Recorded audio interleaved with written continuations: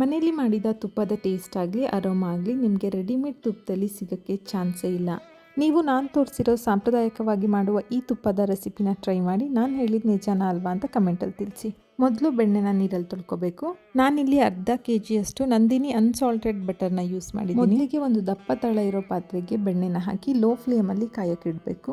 Important tip ಏನಂತ ಅಂದರೆ ತುಪ್ಪ ಮಾಡೋ ಇಡೀ ಪ್ರೋಸೆಸ್ಸಲ್ಲಿ ಗ್ಯಾಸ್ನ ಸಿಮ್ಮಲ್ಲೇ ಇಡಬೇಕು, ಇಲ್ಲಾಂದರೆ ತುಪ್ಪ ಸೀದೋಗೋ ಚಾನ್ಸಸ್ ತುಂಬಾ ಇರುತ್ತೆ. ಸುಮಾರು 20 ನಿಮಿಷ ಆದಮೇಲೆ ಬೆಣ್ಣೆ ಕರಗಿ ನೀರಿನ ಅಂಶ ಎಲ್ಲ ಹಿಂಗಿ ಈ ರೀತಿಯಾಗಿರುತ್ತೆ. ಇದಕ್ಕೆ 1 ವೀಳ್ಯದೆಲೆ, 1 ಚಿಟಿಕೆ ಅರಿಶಿನ ಪುಡಿ, 1 ಚಿಟಿಕೆ ಉಪ್ಪು, 2 ಮೆಣಸಿನಕಾಳು, 1 ಸ್ಪೂನ್ ಉರಿದು ದಪ್ಪಕ್ಕೆ ಕುಟ್ಟಿರೋ ಮೆಂತ್ಯ ಕಾಳು, 1 ಏಲಕ್ಕಿ ಕಾಯಿ ಪುಡಿನ ಒಂದೊಂದಾಗಿ ಸೇರಿಸ್ಕೋಬೇಕು. ಸುಮಾರು 2 ನಿಮಿಷ ಆದಮೇಲೆ ತುಪ್ಪದ ಮೇಲಿರೋ ನೊರೆ ಎಲ್ಲ ಹೋಗಿ ತುಪ್ಪ ಈ ರೀತಿಯಾಗಿ ಕ್ಲಿಯರ್ ಆಗುತ್ತೆ.